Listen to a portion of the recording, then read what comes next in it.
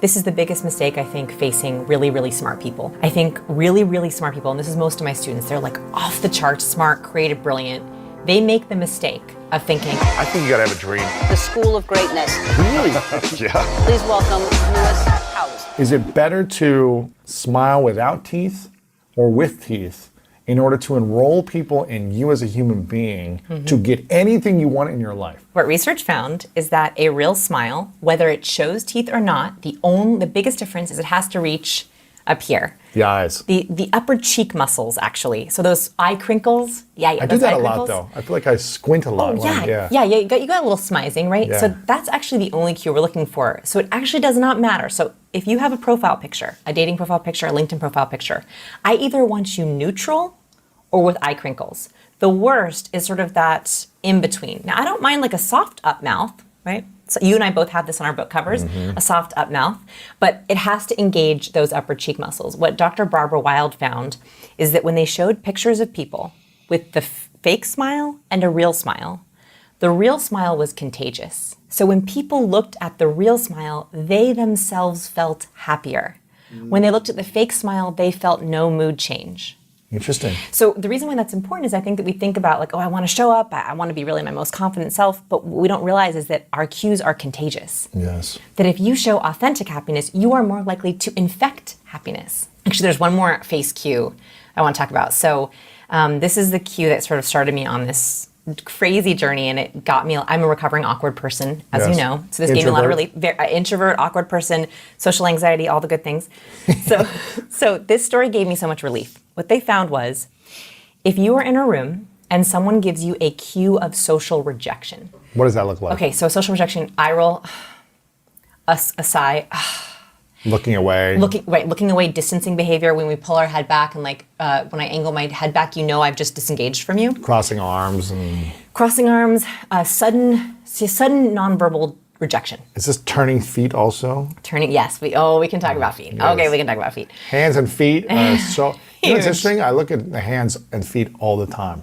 I can't remember if I got this from you years ago. This is it's me. like looking at the hands and seeing, are they in the pocket? Are they not in the pocket? Yes. But go ahead, we'll get back to that. Okay, so social rejection cues, and you know this. If you're in a business meeting and you suddenly feel like, am I disliked? He doesn't like this, she doesn't like this. When we see a cue of social rejection, our field of vision increases. We see wider. We literally see wider. Our pupils dilate, so we see more. The reason why that study was like a light bulb for me was our cues are affecting others' physiology. Our physiology can change in a room in an instant. If we walk into a meeting and we feel not liked, if we feel rejected, if we feel like we're being judged, our own physiology responds. So if we're in a room and we're not feeling confident or in control and someone sends us a cue of rejection, one, you want to know what those are because it makes your field of vision bigger so you can see who else is sending me a cue, what's my escape route. That's literally what your body's trying to do. Ups your adrenaline, ups your cortisol. And no one can think well.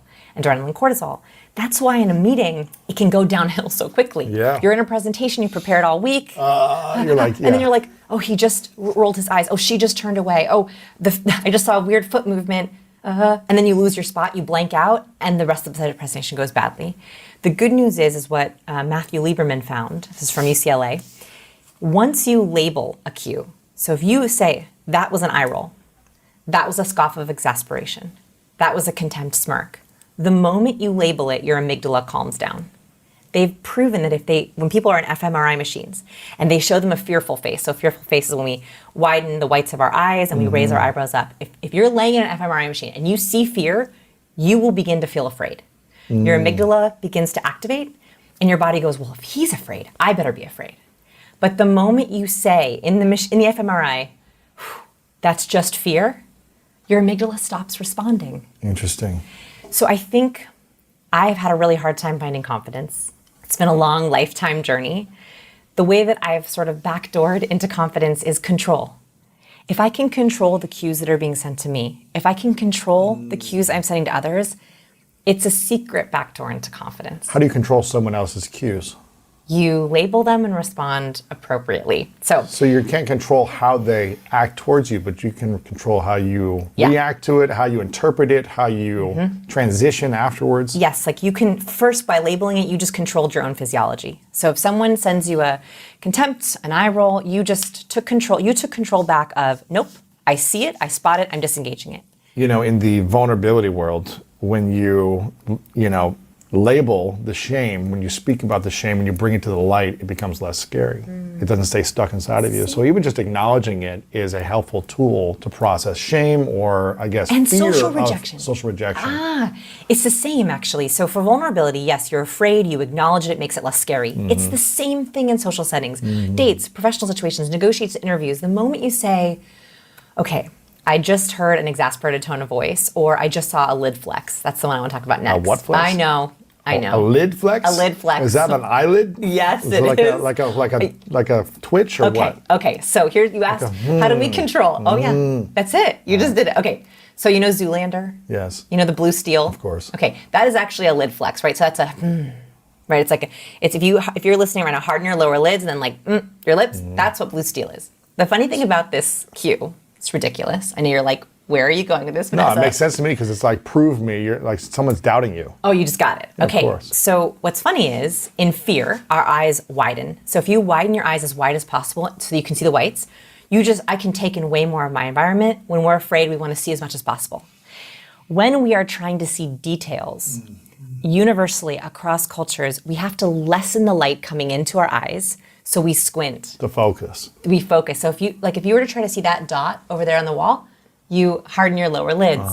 And that is because scientifically proven, when we harden our lower lids, it reduces the amount of light and we can see more details. So Gotcha. I can see the details on that camera better when I lower lid flex. Squint, yeah. This is why if you open People Magazine's Sexiest Man Alive, on almost every page, along with a flexed bicep, are flexed lids. And that is because Really? women find a flexed lid, so attractive. When they, So attractive. so an open lid is not sexy. No, is it sexy? A flex lid is. No. Yes, because why? Women and men both want partners who are deeply scrutinizing, who are deeply looking at them. So if I'm sitting when talking to you and I go, oh, really? I just showed you, wow, that was super interesting. In fact, when we flex our lids, we're going from just listening to thinking deeply. Interesting. We're literally trying to see something better. So if you're in a negotiation or on a date or with a friend and they go, really? And they harden their lower lids, you are like, ooh, ding, ding, I just hit something good. And so the other way that we control cues is, okay, let's say that and this actually happened to me, so this is a story I share in the book. I was in a meeting with a very high-powered exec team, and if the presentation went well, they were gonna invite me back for more presentations. So the stakes were very high, and it was a small group, and I was in a particular part of my presentation talking about chemicals. And I noticed an executive across the room flex his lower lids at me, kind of flex his lower lids. He's looking at the slide, and I was like, okay, what's happening? He just went from listening to scrutinizing. And so I paused with a small group, and I said, all good? Any questions? And I literally looked right at him, and I opened up my palms, and I said, any questions? So this is the universal signal for openness. It literally means I want to receive. I'll share anything you are. Yes. Yeah. It's literally like, let me receive, let me be open to you. And he went, yeah, I do have a question. And at the time I was teaching about oxytocin. Oxytocin, I know you talk about it a lot on the show, the chemical of connection and bonding. He goes, I don't understand something. Isn't oxytocin what they give women to induce labor? And I'm like, you are right, sir. They do give oxytocin, and that's because it's so powerful that it can induce labor. Interesting. But in our position, it's for social bonding. It was such a good teaching moment because he immediately felt heard. And I know that if I hadn't addressed that concern right then and there, I would have lost him. He would have been like, what? He would have been stuck on that one slide. And afterwards, he said to me, I really feel like you were teaching to us. Teaching to me. I was Yeah, yeah. literally teaching to him. And so I think the other way that we can control the cues is we spot it and then we say, how can I honor it? Like that's the gift that we can give people is I yes. can be sitting with someone and say, I want to listen to you so deeply. I want to listen to your words. I want to watch your facial expressions. I Yeah. want to listen to your nonverbal. I want to even listen to your voice tone. I mean, we haven't even talked about vocal power, which here is incredibly important. And not only do I want to spot that, I want to respond in the way that you feel the most heard by me. So it's spotting and honoring. And by doing that, if you're in a presentation whether you actually acknowledge the person or not, are you just saying that it'll bring you back to a more centered place so you can continue on the presentation? Exactly. It makes you feel in control of the narrative. It makes you feel in control of, and like even for introverts, right? Like introverts, it's much harder for us to share a lot of verbal content. So for us, I want to give you more control over the nonverbal so that when you do speak, it's more powerful, right? So if you're an introvert and you want to make sure you are reading the room really quickly so you know exactly when to say your point, so it's most heard and most valued, that gives you confidence because you're not guessing. Yes. I don't like the guesswork. No, I don't either. I know. You see a lot of these videos online talking about how charismatic someone is based on the way they smile, their eyes, the tilt of the chin, or all these different things. Is it important to be charismatic? Let's talk about that first. Yes. Is it valuable and more important to be charismatic versus less charismatic? Less To the point. yeah, credible just to or the point, or competent. neutral energy. I mean, what's more valuable in society in accomplishing goals and getting what you want? Okay. Very charismatic or neutral? Neutral. Okay, so this is the biggest mistake I think facing really, really smart people. I think really, really smart people, and this is most of my students, they're like off the charts, smart, creative, brilliant. They make the mistake of thinking, if I have enough book smarts, if I have enough technology smarts, I don't need the people smarts. Now, here's what research from Princeton University found. I'm so excited for this. yeah, okay. Because I already know what you're going to Okay. say in a sense, yeah. Okay, so this study completely changed my work and changed my life. It was done by Dr. Susan Fisk in 2002, and since then they've been able to replicate it and build on it and build on it. So this is very solid research. What she found, very highly charismatic people have to have the perfect blend of two traits. And this is where it's really, this is why highly charismatic people are so unique. And this is why we love them so much. To be highly charismatic, to be compelling, to be captivating, you must have a perfect blend of warmth and competence. And we talked about this the very, very first time we met, but since then, so much more has come out about it. Very, very smart people make the mistake of showing up as all competent. They try to blow you away with their numbers and their facts and their stats and their data, but they're seen as cold. Yeah. They're seen as intimidating. On the other side, you have people who are highly warm. They have competence, but there's not a balance. They show up as highly likable, highly friendly, but they're interrupted. They're told that they're not being taken seriously. They're not credible. Right. Yeah. People forget having met them before. And so I think that most people problems, I'm even going to say all people problems. I mean, because all people problems stem from an imbalance between your warmth and competence. And so not only do I think that charisma is essential for being successful, I actually think it's the only way that people will be open to your competence. So you could be all the book smarts in the world. Yeah. You could have the highest IQ and remember everything on any test, or you could be an encyclopedia of wisdom and Yeah. information.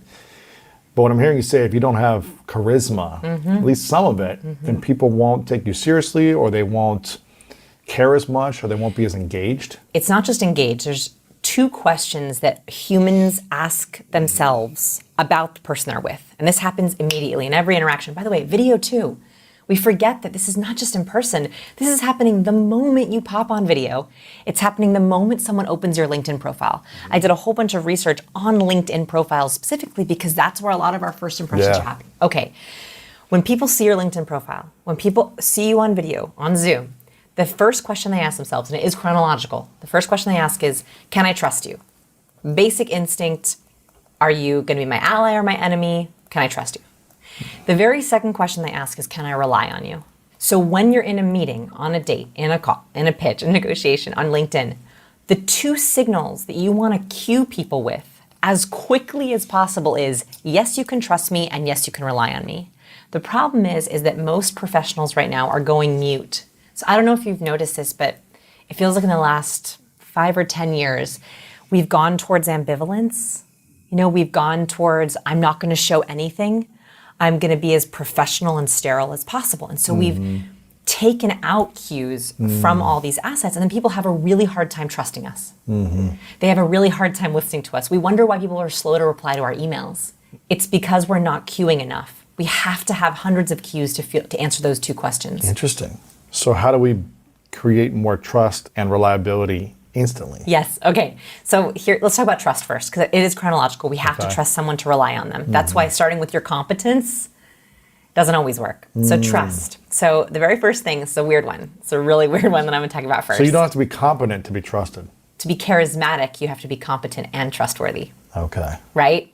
So we want that perfect balance, Yeah, right? You're trying to smart enough and you're warm and yes, likable. Yeah, okay, and you're- okay. So like, let's look at this cover. So really, really successful book covers, just like really successful LinkedIn profile pictures, very quickly signal both trust and competence, right? They both signal both these at the same time. Okay, so let's talk about the first one, which is space zones. Okay, so sorry, I'll give it back to you. I took it away. Space zones? You mean- Space zone. What is We're a going to talk about space zone? space. We're going to talk about the distance between people. So the distance between my nose and the camera lens. You can't see it, but in this photo shoot, I made sure that the distance between my space and the camera lens was a certain space. How far? So I wanted to be in what's called the social zone. Okay, so this is not made up by me. This is actually research is based. There's 4 zones for people: the intimate zone, the personal zone, the social zone, the public zone.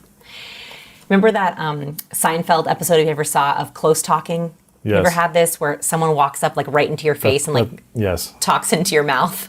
Okay, so that's called close talking, and that is the first big rule. Intimate zone. Intimate zone. You don't want to be there. You don't want to be there unless you're about to get intimate. Or unless you like your friends or you know each other and you're like, that's what Louis, you do. you talk 6 inches away from your Oh, that's friend? too close. No, that's okay. like your girlfriend. Yes, yeah, your partner. Right, Got you. Okay. Okay, so here's what happens. This is intimate zone, 6 inches. 0 to 18 Okay, inches yeah. apart Okay, is yeah. intimate zone. Okay, so here's what happens. This is the biggest mistake I'm seeing right now. Is we're all on video call all the time. You're taking photos like Yes. this, selfie like. Yes. What does that do when you're projecting a video or a photo of that close? It is literally saying, I want to get close really, really fast. And so if you have someone who's super high warmth, they're like, yes, vulnerability, intimacy, and you're going to attract those kind of people. But if you have someone who's like, whoa, whoa, whoa, take a minute, they are turned off. So what's happening is on video calls, you hop on FaceTime, you hop on video or on Zoom, and people are like right up in their camera. Yeah. Right, their nose and their camera are 10 inches apart, and so someone's like, whoa. It's too close. Yeah. It's too close. Okay. So that's the first one, is you want to respect the space zones. The sweet spot is 1.5 feet to 3 or 4 feet away. That's that social zone. That's where we're making eye contact. If I wanted to reach out and high five you, I could. We're still respecting each other's space. So for those, one is when you're on video, in your photos, that if you want to have that balance, you want to be 18 inches to about 3 or 4 feet away. Okay. That's the first one. Social zone is 18 to 3 feet. Yeah. And the personal zone, by the way, is still good, but that's a little bit farther away, right? So that's, you're just starting to get to know each other. When you see someone across the room or a boardroom or a networking event, they're usually about 4 to 7 feet away, which is the next zone, which is the personal zone. Okay. And then you have the public zone, which is obviously from far away. What we like in human behavior is we like someone to come towards us slowly. That's one of the reasons I think we're so burnt out on video. You know, we have these back-to-back video calls and we wonder, why are we so tired? I'm not even in person. The reason is because it's cueing us in ways that are not natural. In person, I walk into a room, right? Like I walked into the office today and you were waiting. I was like, hi, and then we hugged. That was that's the way humans like, right? It's like this from public. So it's not like you open the door and I'm right there standing in your face. That would have been a lot. I was a few feet You were a back. few You're feet like, back. It was perfect, right? So like that's natural. But on video, it's like, whoop, we're here. And that's why we can get so fatigued, is because the cues are unnatural, which actually leads me to the second kind of trust cue that's important. Yes. Is when we can't see someone's hands, our brain has a really hard time trusting someone. It's so funny. I think ever since that interview, I'm always keeping my hands out. Yeah. I don't think I was keeping my hands in before, but I think I'm just more aware of it when I'm walking by someone who might be a stranger. I just have my hands out and relaxed and Yes. loose, but I'm not like tight or tense, and I'm not like hiding them or anything. Yes. It's just, just walking normal and say, hey, how's it going? I'll even do like a that's little it. wave, just to show. That's super Say, charismatic. hey, good to see you. That's it. So so I love Shark Tank. Do you know that Yeah. show? Okay, I love know it. you had I love it guests. Friday nights. Oh, Shark Tank. Shark Tank. So I wanted to know, watching Shark Tank, was there patterns between the least successful pitches Interesting. and the most successful pitches? This is cool. Okay, so my team, I love my team. Thank you to my team. Not on just based on like what people said, but how they said Everything. things. That's cool. Everything. So we analyzed 495 Shark Come Tank on. pitches. Yeah. What were the main things you saw from Okay. those successful and those not? Okay, so thank you to Jose Pina for this research. So 495 Shark Tank pitches, literally hundreds of hours of Shark Tank, Yeah. coding every variable we could think of. Entrance, first impression, verbal, eye contact, smiling, interactivity, math deal. I mean, we were looking at everything. Holy cow. Okay. One of the biggest differences between the least successful pitches and the most successful pitches was what you just did. Hands. Right. So when you walk down that Shark Tank hallway, that is beautiful, right? That's exactly what we're talking about, space, right? Public to personal to social to intimate. So it's a nice warm-up. The best pitchers, when they were all the way in the public zone, signaled, hey, sharks. No way. And they'd walk into the room, they'd take their place on the carpet, and they'd go, good morning, sharks. Or, hey, Kevin. Mark, we'd love to have a deal with you. They would greet with some kind of hand gesture. The least successful pitchers walked in with, I think they thought they were being humble, but it actually reduced trust. They hid their hands either in fists, behind their backs, in their pockets, or holding a prop. Sometimes accidentally they hid their hands, and they didn't hand greet. That makes it really hard for someone to say, I can trust you. And that is a primitive part of our brain that when we can't see someone's hands, like if I were to, do this entire interview with my hands behind my back. Like, what's she doing back there? What's she doing? Yeah. What are her hands doing? And what's interesting is Susan Goldwyn Meadow researches gesture. She spent her entire academic career researching gesture. And she found that gestures carry more weight than words. So if a pitcher, a Shark Tank pitcher, were to go on and say, today I have a really big idea. It's Right. really big. And I hold my hands up like it's really big. It's really small. You're like, no way, it looks small, Vanessa. It looks so small. It's not big at all. But if I were to say I have three big ideas and hold up 5, you're actually more likely to believe my fingers. So the reason why this is important is because gestures help lower cognitive load. Interesting. When I use gesture, I'm more fluent. I'm able to be more competent. I'm able to underline my words. I'm able to say, this is a really important point. Can I give it to you? Hand gestures, body gestures, facial gestures, hair gestures. Hand gestures. Hand gestures specifically. Are key. They are like our body language highlighter. That's how I want you to think about them. What happens if we don't? I'm just kind of socially awkward. I like keeping my hands down the whole time when I'm communicating. What happens if we don't use our hand gestures at all in a conversation, in a pitch, whatever? 2 things. One is it's harder for you to process. They've literally The found person this. speaking, it's harder Correct. to process. It's going to be harder for you to get your confidence because gestures are a way that we underline or highlight our words. And so if you are inhibiting your own gestures, you will have a hard time explaining things. Interesting. They actually did a study where they had people explain 2 versions of a story. Notice two versions of the story. One, they could use their hands and one they couldn't. The one where they could use their hands, they had less pauses, they spoke more quickly, they used bigger words. Wow. And the one where they just couldn't, their hands were just underneath their legs. You know what's interesting? I was just reading some intros for the podcast right before you came in. And I had another interview this morning and I did podcast intros and ads. And I use my hands in order to do it because I feel like it's coming across as like I'm really engaging. Yes. And I remember when I was reading my first audiobook, Yeah. The School of Greatness, I tried to read it like just kind of like with my hands down for a while and I was like, I can't read. Like, cannot read. I've forgotten how to read my own words. Being like dyslexic growing up crazy. anyways, I'm a little slower when I read in general. But when I started to be like, okay, I just need to get in this with my body, my hands, I felt more confident. I felt like I could flow. I wasn't messing up as much. I wasn't having to stop and restart as much. It was powerful. Yes. Okay, that's an incredible story about Yeah. gesture because if you watch the best like cartoon voiceover folks, they are using Animated, right? Yes, they are using their whole bodies. They're in a room by themselves, like recording on a mic, right? But they're like, la. Yeah. We just did the same thing. Yes, yeah, that's what they're doing.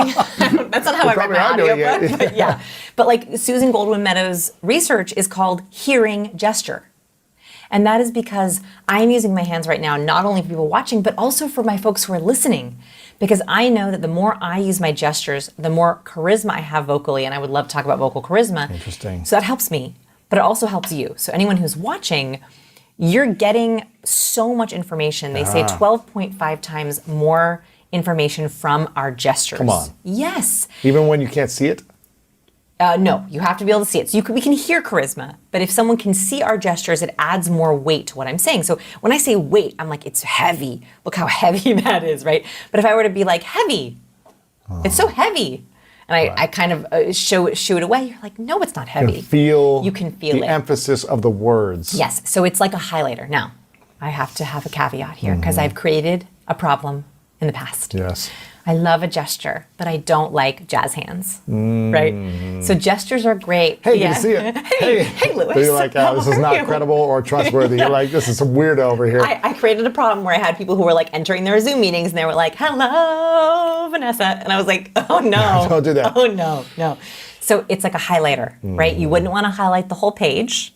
You just want to highlight the concepts that matter. So let's go back to hands for a second, because you said there were 400 videos, I think you guys researched on Shark Tank. 495 pitches. And one of the main factors was waving as you were walking in or as you were getting Planting. into planting. Yes. Not all the way back, like Could waving. be. Some of them did. But also once you sat there and said, hey, Morning. sharks. Yes. Hey, sharks. Good morning.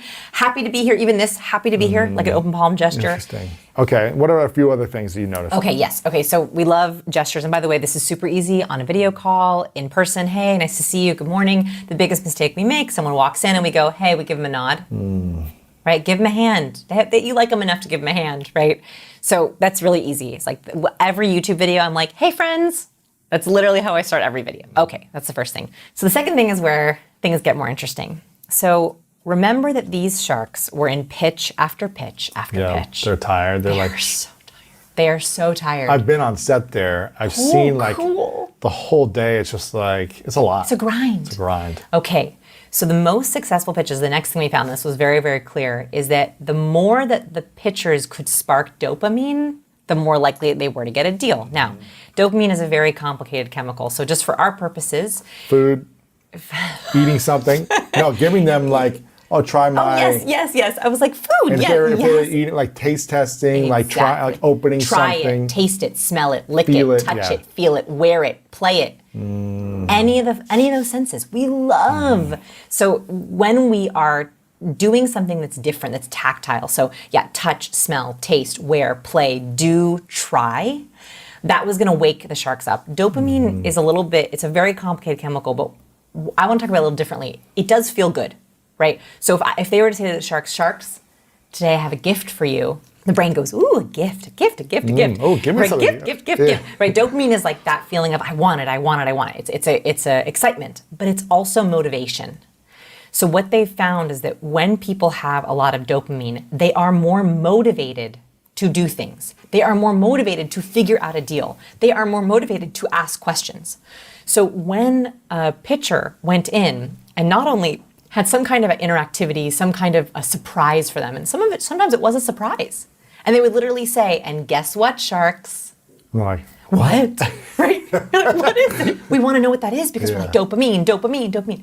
So it doesn't have to be like, you don't have to walk in every meeting and hand out and like throw out Snickers bars. Right. Love a Snickers bar and that will work really well. That will work. It will work every time. But it's also verbal surprise. So it's also saying, today I have something really special to share. Right? Anticipation. It doesn't even have to be something major. It can be throwing in those little elements of surprise that people can look forward to. And here's the biggest one. So this is research that blew my mind. It changed the way that I write emails. So if you write a lot of emails, this study is for you. So I'm going to break it down. It's kind of a complicated study. So here's what they did. So researchers had participants come into their lab and do like a little quiz, like a little math test. One group of participants read a set of directions that was very simple. Please take the following quiz, take your time, use a pencil, tell us when you're done. Very simple set of directions. The other participants got the same set of directions, but they sprinkled in a couple of achievement-oriented words. So achievement-oriented words are words like win, succeed, master, greatness. Okay, those are achievement-oriented words. There's a reason why this is so powerful. In the directions, they would say something like, please master all these questions, take as much time as you can to win the right answer, right? So they just sprinkled in a couple of these words, 2 or 3 of these words. They found that participants who had the achievement-oriented words performed better. They actually got more answers correct. Interesting. Now, this is incredible. If you're a manager or a boss or you're working with people and you want them to perform at their best, just a couple of word swaps can help set them up for success. The second thing they found is that it also doubled participants' desire to keep working. Now, if they could win, succeed, achieve, any of these things. They were like, they worked on it longer, they worked on it harder, and they enjoyed it more. And the last one is that reading achievement-oriented words can change our own dopamine and testosterone. That's fascinating. You know, it's interesting because for years in high school and college, there was this store called Successions, I think it was called. I don't know if you remember this. It was like a motivational, inspirational store that had like, I don't know, a poster of like an eagle soaring with a quote, right? Or like Sounds like my office. Like something was just like, it was like Ted Lasso, Love it. store. It Yes. was just like believe in yourself with like this motivational. Where is this store? I want it. Okay. I think it's called Successions. I can't remember the name of it. I don't even know if it's around anymore, but my dad bought me a lot of stuff and I had all this sports type of inspirational quotes and Rocky posters and all these things of just people achieving. And I would stare in these walls and I should be like, I want to be that. Let me go take the actions every morning to work a little bit harder to reach the goals. And I was just consumed in a success, word. You were literally priming yourself with those cues. Another study, I promise I won't do too many more, they put a picture of an athlete winning a race on top of telemarketers' scripts. The people who had the picture of the athlete winning Come on. earned more money. Come on. Yes. Like just in front of them? You're like... Literally a printed picture on their script. Oh, wow. So why I share this is because we do not realize that we are cueing people incorrectly, or we are missing opportunities in every single email that we send. So if you send an email out to your team on Monday morning, hey everyone, today is going to be a busy day. We have a lot of challenges. Let's make sure we're not late. Research has found that when people read words like busy, challenge, or late, it literally primes them to be busier and later and more challenged. You are literally making it harder for them to help you. So if instead you think about, and this is a challenge, I would love to, if you're brave enough to take it, open up your email sent folder and pull up 5 emails that you've sent to important people. Boss, partner, colleague, whatever, client. I want you to print those emails and I want you to count the number of priming words you use. Good or bad. Yeah. And even more, are they warm or are they competent? So this is where the next level happens. Ooh, give it to me. Highly charismatic people prime others with warmth and competence. This is what I was going to say is one of the spark dopamine. A simple compliment or acknowledgement sparks dopamine from my experience. Just by seeing someone and acknowledging something you appreciate about them or you like about them or great shoes or whatever it is, I'm sure you've got a great smile today, you've got good energy today. That sparks dopamine, right? Oh, 100%. Actually, this leads me to my next third point, my Shark Tank point. We also noticed that when pitchers specifically acknowledge things from the sharks, and specific sharks, they were more likely to get a deal from that shark. I really like this thing about you. You did something Lori, amazing. I've been so looking forward to working with you. Robert, I love all your deals with all those athletes. Yeah. Mark, I've been a huge fan of yours for years. Or this was the winning phrase. In a pitch, if we heard this phrase, it was a high likelihood that someone was going to get a deal, which is, you remind me of myself. That could have been one of the sharks, that could have been one of the entrepreneurs, but the biggest compliment we can give someone is, you remind me of me, you're my role model. I put you in. So this is what we're talking about as kind of the next level here is I think that, yes, I want you to be your most charismatic self. I want everyone, hopefully, who's listening to be inspired to be their warmest, most competent self. But what a bigger gift, what a better way to be great, to gift other people to be their warmest and most competent self. So that when you're sending an email and you say, hey, I'm introing Sarah, or we have Sarah on the call, or here's that quick email intro I promised to Sarah, no priming words. What if instead you thought, what's the warmest and most competent thing about both Sarah and the person I'm introducing to? And you say, hey, I'd love you to meet Sarah. She's been leading our marketing team for 10 years. We are so lucky to have her. She's a gem. Lucky, gem, leader.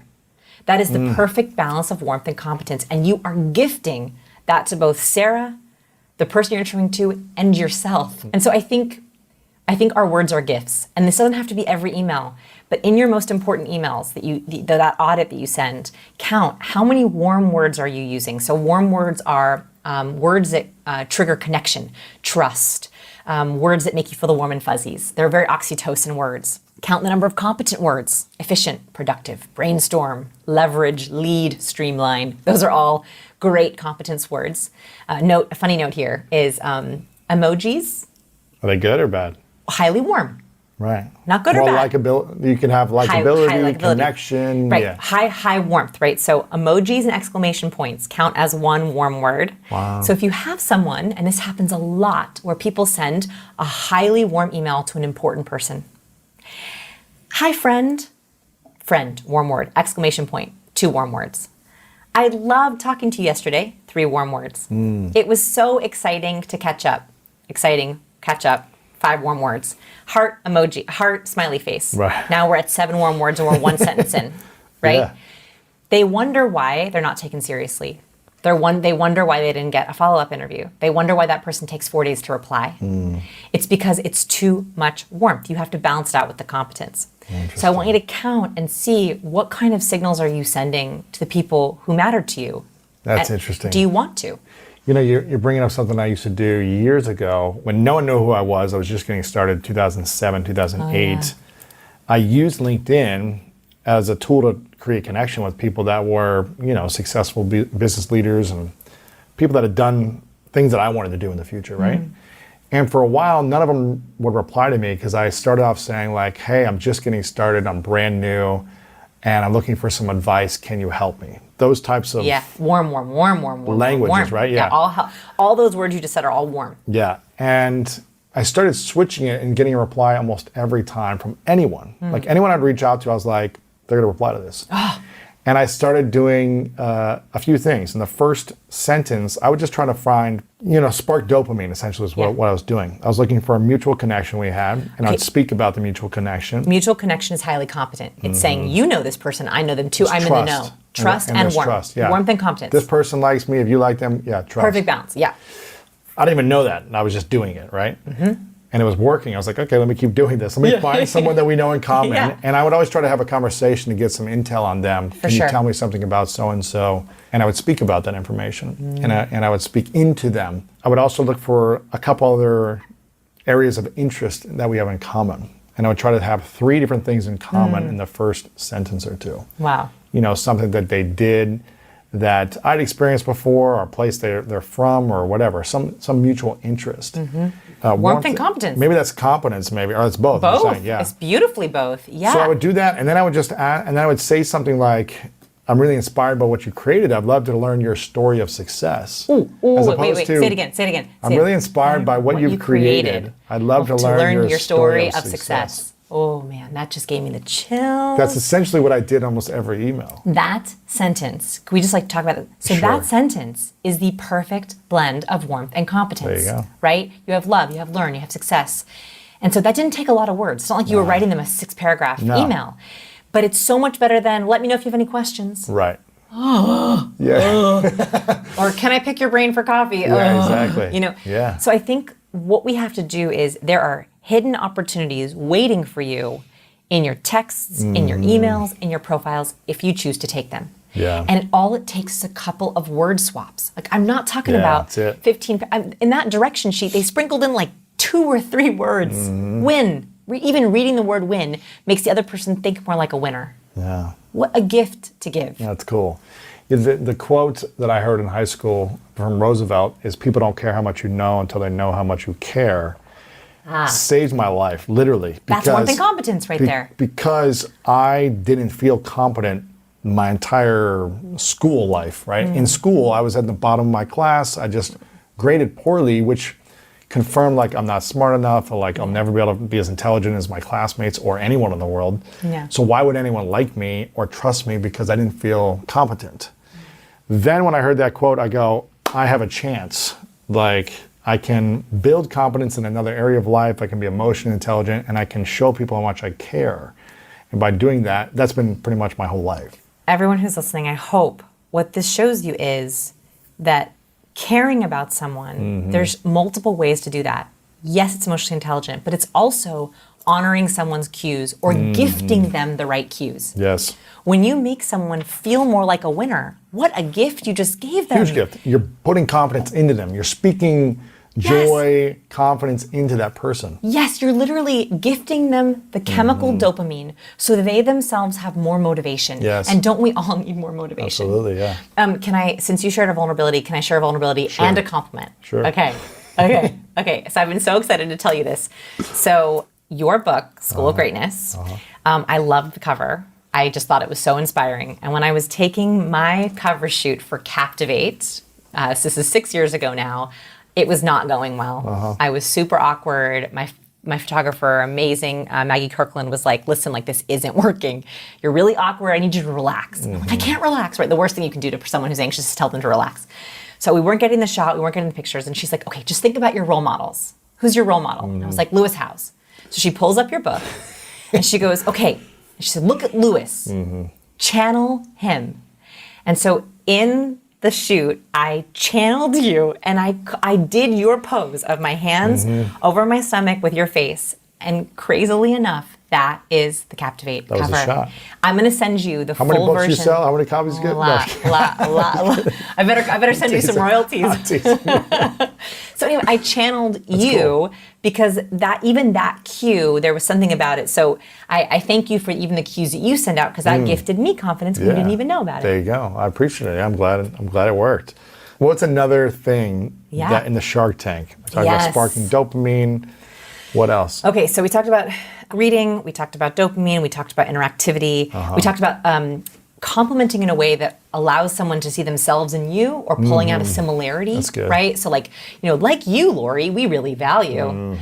Mr. Wonderful, we love Mr. Wonderful products, right? Like that really helped. I mean, it sounds like sucking up, but actually it really works. It really worked. The other thing that we noticed about the interactivity is what they would do is they would cross space zones. So they would have something to give the sharks and they would go from the carpet to the chairs. That worked usually. Worked because they were going into intimate zone very quickly.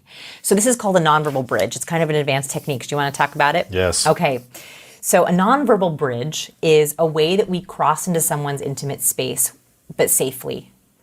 So what happens is when we're with someone, we want to connect with them. We want more oxytocin. We want to bond with them. But sometimes it can be hard to break that boundary. A nonverbal bridge is a way that we can create oxytocin with permission. So that could be handing someone something. That could be giving a high five. That could be touching their elbow. And that is exactly what successful pitchers did. They would have a reason or an excuse to, hey, Lauren, let me guide you up here. Hey, Kevin, let me zip on this suit for you. Hey, you want to try this amazing cinnamon roll? And when they did that, they created these small little bridges. So what I would think about is like, how can you create bridges to people where you're engaging them even physically? Right, and that's harder on video, but in person, that was a thing that we found in the tank. How do you do it in a way that the person feels comfortable if you touch them on the elbow? Because someone may not feel comfortable. Right. So you have to be really intuitive to, is this person going to be receptive to me? Are they already interested enough where I can get closer? Yes. Are they leaning in? Are they giving eye contact? Are they nodding? Oh, I forgot another one that was really important. So vocal power. So we haven't really talked about vocal power, and this was a big one in the tank. So we hear confidence. We hear competence. And the biggest way that we do this is with inflection. So inflection is the biggest mistake that we make is the question inflection. So the question inflection is when we go up at the end of our sentences, right? It's also called uptalk. So if I were to... But don't do uptalk. Don't do uptalk. We're going to talk about why. Yes. So when we use the question inflection, it cues the other person's brain to know, we're being asked a question. The problem is that when we accidentally use the question inflection, it makes people question you, right? Are they really trustworthy? Right. So what would happen is, in this study where they looked at doctors, they found that the doctors who had, so I'll break down the study. So what they did is they asked doctors to record 10-second voice tone clips. And they said like their name, their specialty, where they worked. So it sounded like, hi, my name is Dr. Edwards. I work in oncology. I specialize in children's medicine. Something like that. They took the clips and they warbled the words so you couldn't understand the actual words being said. So it sounded like, right? Yeah. Then they asked people to rate these clips on warmth and competence, right? Again, this research has been repeated over and over again. Imagine this for a second. You're asked to listen to a clip of gobbledygook. Yeah, to see if they're competent are and they trustworthy. smart? Do you like them? Yeah. And people do it. What they found is the doctors who had the lowest warmth and competence ratings had the highest rate of malpractice lawsuits. That implies that we don't just sue doctors based on their skills. We sue doctors based on our perception of their skills, and that happens in the first few seconds of hearing them. So your communication is everything. everything. It's not just the words you're using. Are they warm? Are they competent? It's even how you're saying the words. Wow. So the very first story I break down in the book, and this is in the intro, so if you want to just look at the sample chapter, you could. I analyze Jamie Siminoff's pitch. Jamie Siminoff is the founder of Ring. That didn't get any money, and then it sold for $1 billion. Yes. Here is a brilliant guy, right? Jamie Siminoff is brilliant. He had a successful product, right? Ring is a very successful product. Amazon acquired it for over $1 billion with a B dollars. Yet, he goes into the pitch in the Shark Tank and he pitches and he doesn't get a deal. Why? That pitch plagued me because I was like, here is a smart guy with a great idea, but his cues were the problem. I think that he lost his pitch. This is a really big statement, and if you listen to it, you'll hear it. I think he lost the deal in the first 10 seconds of them hearing him. And the reason is he made the choice to close the doors to the tank. So in his pitch, he doesn't walk down the hallway. You don't see that long first impression. You don't get public to social to personal. He closed the doors. And what he did is he knocked on the door of the Shark Tank. Hello, who's and they're there? like, They're like, hello. And he goes, it's Jamie? So he asked his own name. And when you're a shark and you're trying to make a very quick first impression of someone without seeing them, and you hear the question inflection that's supposed to be used on a statement, you immediately begin to question, I don't know. And that is also because we know that liars are more likely to use the question inflection. If you've ever played Two Truths and a Lie, have you ever played that game? Yeah. Okay, so Two Truths and a Lie, here's a little tip for everyone. If you ever play that game, people almost always ask the lie. So they'll be like, oh yeah, Two Truths and a Lie. I have a goldfish, I am a vegetarian, and I love dogs. They almost always go up on their lie. And that's because when we're lying, we don't know if you believe us. So subconsciously, we give it away. So Jamie starts his pitch, and he doesn't have a first impression. He doesn't do any greeting in the hallway. He misses that whole walk up. The very first words out of his mouth, doesn't even matter what he says, is, right, up top. And then Mark Cuban says, are you here to pitch? And he says, here to pitch?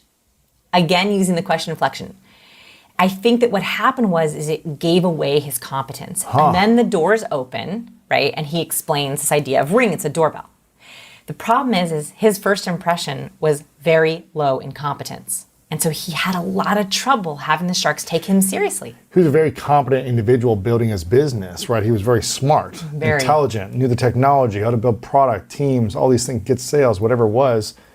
But the warmth wasn't there as well, it seems like, right? Like the trustworthy, charisma, warmth, confidence. He under-signaled every step of the way. So he under-signaled warmth, he under-signaled competence, and then was trying to dial up competence. And you hear in the rest of the pitch, he's trying to build it back up. He's like, yes, but we've done this, and look, we got this technology. And this money, and then this. And so he cannot get it back. He could not get it back. And so I think I watched that pitch and I break it down in the book of what happened to this brilliant guy who had one bad day. And I think that if he scripted those answers, he prepared for that pitch, and he had really good verbal answers. There was even a couple times where I think this thing happens for people who over-rehearse. So if you have an interview or a presentation, what do? You rehearse it, right? You practice the perfect answer. That can get in your way, though, because if you practice the perfect answer, this is exactly what happened to Siminoff, and very highly intelligent people do this. He would hear a question from a shark, usually a challenging question, because they were like really pushing him on the deal, and they didn't believe him. No one believed him. They all thought, oh no, it's too crowded of a market, it will never work. They literally said that to him. Okay, I have Ring on my front door. And they literally said never. He could not get them to believe him because what would happen is they would ask him a question, he would start to answer it organically, and then he would switch into his rehearsed answer. Oh, yeah. So you would hear, oh yeah, we do have market track. Our market traction has been wonderful. In fact, in the last 5 years, we've done X numbers, and you would be like, who is this robot? Yeah, just say what's on your heart. Yeah, just say it organically. Right, and so I think you can be the smartest person in the world, you can have the best ideas, but if you don't share them right, you're not helping people help you. And so it drives me crazy when smart people can't get their ideas heard. And that pitch crushed me. I felt so bad for him. And he made it. He's okay now, right? He's doing really well. And then he was like a guest shark or whatever, Okay, and what's amazing is when you watch him walk into the tank as a shark, you can see the difference. You can feel the difference. The confidence, Oh my, he walks into the tent, he walks down the hallway, right? He walks down the hallway, he's smiling, he gestures, hey everyone, good to see you. He shakes hands. He does all the things he didn't do in that original pitch. And you can see the difference. And he's the same person, same ideas, similar suits, yet he looks like a different person. Fascinating. It's not about what you say, it's how you say it. Yeah. How you present yourself and your words. And your words? No. And no. Just kidding. I'm curious about this. There's a big topic out there right now. I just did a recent interview with Dr. Ramani, who is a therapist, psychologist, talking about narcissism a lot today.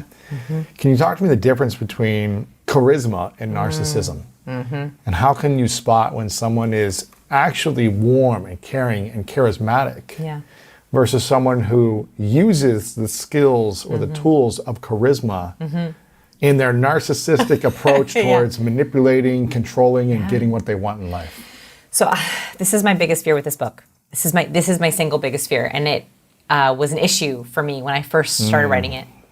Is I'll be honest, you can use this book for manipulation. Yeah, of course. And that scares me. And when a smart person who's narcissistic is going to study everything and then start using it. It scares me. So how can you tell the difference? The subtle cues, these are very subtle now. Very subtle, yeah. So we're talking about big to subtle, right? There's like a range of them. So first it is my biggest fear with this book that people do not have the right intentions.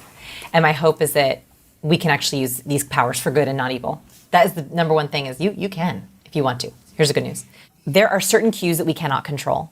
And if you have bad intentions, they will leak. So I call these danger zone cues. So in the book, I talk about there's 4 different types of cues. There's highly warm, nonverbal, verbal, and vocal. So these are things that make you highly warm, highly trustworthy, highly likable. There's highly competent cues, verbal, nonverbal, and vocal. And then there's charismatic, the ones that are just knock it out of the park. Like they're just great.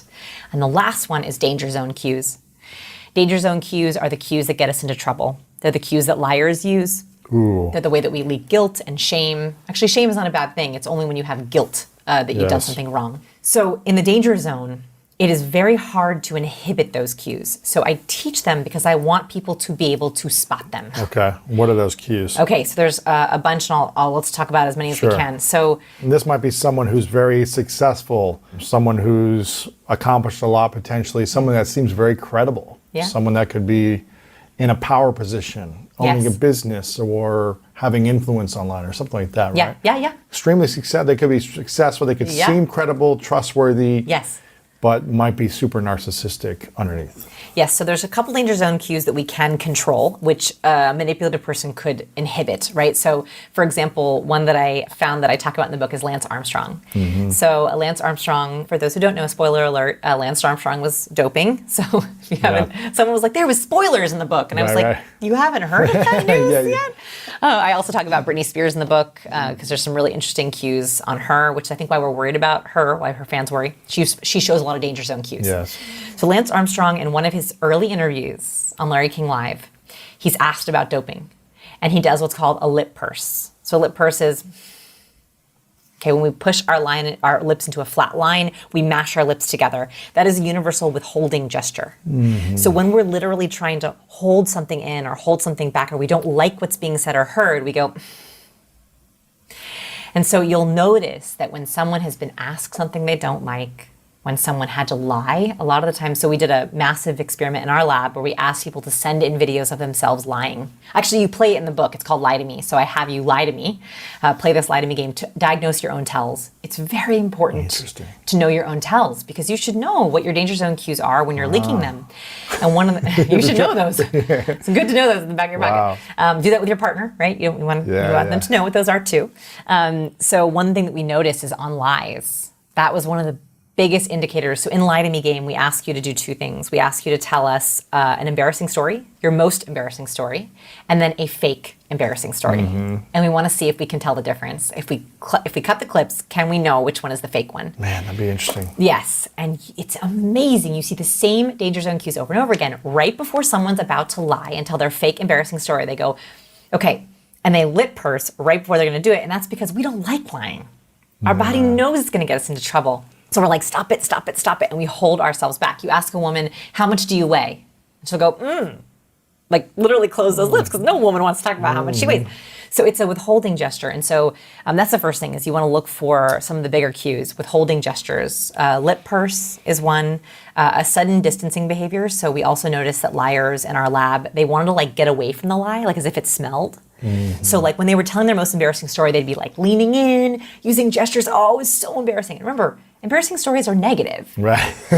It's not like it's a positive memory. Right. It's like people are like, and they do a shame touch. The universal shame touch is when people touch their fingers to the side of their forehead. This happened, and I'm Like, oh gosh, I'm so embarrassed. So they're usually telling the truth when they do like this. Yes, because they're actually embarrassed, right? So these are all good, like congruent, right? We're seeing embarrassment and shame gesture. We're seeing negative nonverbal and people shaking their head. I can't believe that happened, right? Like they're so upset that happened. We're seeing cringes. We're seeing fear. We're seeing sadness. Congruent, right? Like that's all congruent emotion. On the bad stories, we often see people will lip purse and they try to get away from it. So they'll say a statement and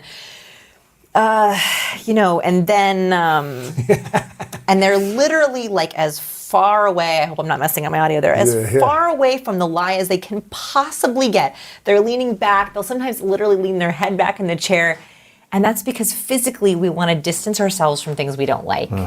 So we're looking for lip purses, sudden distancing. And there's a lot of cues that we can't control, right? So blink rate is another one. Eye blocking behavior is liars have higher blink rates. They blink more. Yeah, actually, in Britney Spears, she had a really interesting interview that I actually break this down on my YouTube channel, so you don't even have to read the book if you want to see it, where I break down the cues in this early interview. This is right before the conservatorship started, so very, very full of cues because it's right before it happened. And she gets asked a very difficult question, and she, all of a sudden, her blink rate goes from a normal rate to a high rate. So she starts to really quickly blink her eyes like this, and that is because when we're really nervous, we literally want to close out stimuli to not see what's happening so we can process what's happening.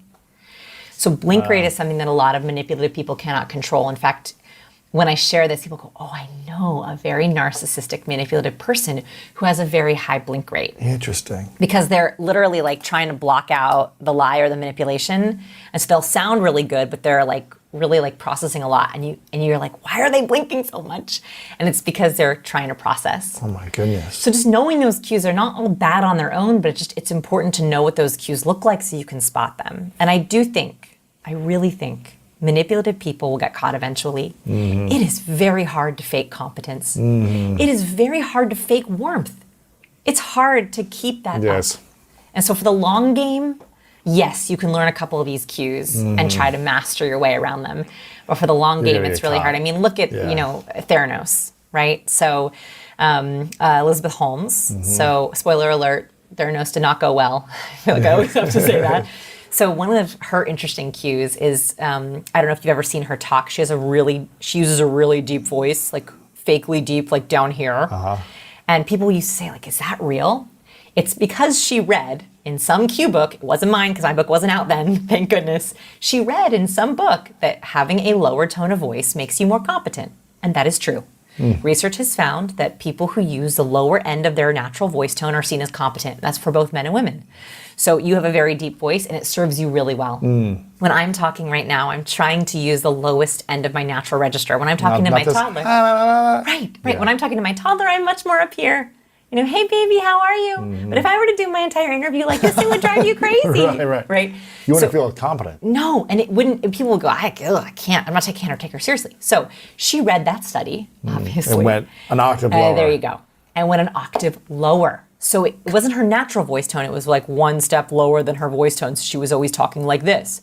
And when she did an interview, she would talk like this. And you would hear that this just doesn't sound natural. And part of your spidey sense would be like, why is she talking so low? It sounds really unnatural. And it came out that when she was drunk, her employees noticed that she went back into her natural register. Wow. So there are cues that they will eventually break. Don't drink alcohol. No, and that is the point of this story. Don't drink alcohol. Or you're going to get caught. So you can't keep it up for that long. Right. It is that she was faking that cue, we think. I think you're also just, your body is out of integrity. Like the more you're keeping back something, you're telling a slight lie or whatever. I mean, I felt this from the past because I've been out of integrity in my life at different times, from different stages of childhood to adulthood, right? From little white lies to bigger stuff, hiding from my parents or whatever it is. They feel bad. So you're like, like something inside of you feels off, right? And then you got to like keep the lie up, and you're like, eventually you're gonna explode, or you're gonna have a heart attack, or It's gonna something. leak. Yeah, It's gonna leak. It's gonna leak. Like leaking cues. Is that you leak those cues, and like those are the cues that we're looking for. Like I want you to be on the lookout for them, because when something feels bad, like something feels bad, even just then when you were saying it felt bad, your voice tone changed. Right. Just then. Yeah. Because when you think about think about seeing a toxic person, and I know that people probably have toxic people in their lives, and this is why toxic people are so challenging, because toxic people put us out of integrity. Toxic people force us to use warm cues where we don't feel like it. Now we can do it. What do you mean? We got to be nice to them or something? Yeah. So like if you have a toxic person, and this is the thorn in I think our work is I want everyone to be their best selves. I want them to show up as their warmest, most competent self. But what if you have a toxic person? How do you do that authentically? And this is what's so hard about toxic people. You have a colleague or a coworker or a family member that you don't like, right? And you have to break out the fake warmth cues. Oh, hi. How are you? Right. And so what do? We fake smile, right? So, oh, it's so good to see you. Right? That And doesn't like, look no, it don't look like authentic. it, right? Yeah. Or we say, oh, yeah, so that sounds good. Congratulations. Right? Now your LA roots are coming back to you. And that's why toxic people challenge us, is because they come into our lives. We know we're supposed to be warm. And so we try to force that warm sound, and it comes out sort of forced, and then it makes us feel bad, and then we're trying to overcompensate for it. And so you know what the antidote here is? Not learning more fake warmth cues. It's time to get rid of toxic people. I think that's like the side effect of the book is like, don't keep them around. don't keep those people around, because it will leak. And so set boundaries around them. So what do you mean it will leak? Like your integrity will leak because you're constantly trying to be nice, but you're actually out of integrity because you don't want to be. Right. Is that right? Right. That's exactly So right. your body is like, I'm doing something that's not authentic to There you me because I feel like I have to with this person. That's right. And the more frequently you do that, you feel out of integrity with yourself. Yep. Exactly. With yourself? With yourself. With yourself. So that was a question you were asking me. And I'm like, yes, it was. Yeah. Yes. That was perfect, because you were asking a question I knew. Yes. Is if you allow toxic people to come into your life, especially without boundaries, we have to have some of those people we deal with. Yeah, but if you don't have boundaries around them, they come into your life and you have to fake niceness. And that feels really bad. What happens if, let's just say there's a person you don't like. Yeah. Let's just say, maybe they're not toxic. There's someone you don't like, and you don't like being nice to because you feel like, why am I just don't. Nothing wrong with them, they're just not my person, Totally. But let's say they're in a work environment. Yeah. And you're at a company, you got 50, 100 employees that you're working with, you're on a team with, and you're just, okay, I'm here. Yeah. Is it better to be inauthentic and lie and act nice around this person? Friendly, fake, how are you, interested, even though you've like been around them for 6 months or a year and you realize you really don't like them? Or is it better to go right up to the person after 6 months and say, you know what, I just want to be completely honest and not fake with you because I feel like I've been fake. That I don't connect with you, I don't like you. I think you're out of integrity. I think you're inauthentic. And maybe I'm being judgmental, but I'd rather be honest with you and fake nice to you. Okay, that's A and B. Can I give a C? Sure. Okay, so I don't believe in fake it till you make it. So I try not to give like fake it. I don't roll that way. Like I just think it's exhausting. I think it's gonna leak. The C option here is to not fake warmth, but is to double down on competence. So if you are working with someone that you don't like, the one thing that you do have to do is get stuff done with them, right? You have to master your tasks, you have to be on it, you have to be responsive to emails. So that is something that you can be authentic about, because to do your job, you have to be able to get along with them in a very professional setting.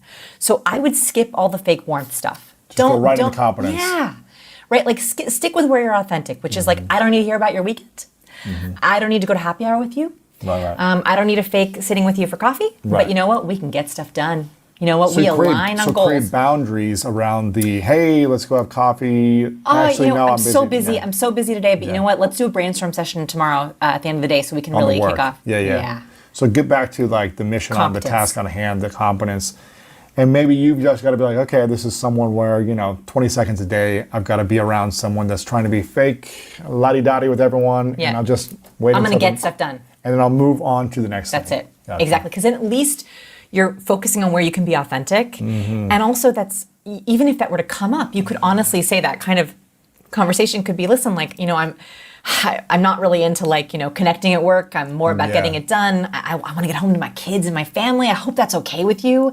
When we're together, if it's all right, I might skip lunch and just have us like, work it out and be really efficient. Yeah, that's good. I really appreciate how efficient you are because it allows me to get home to my kids faster.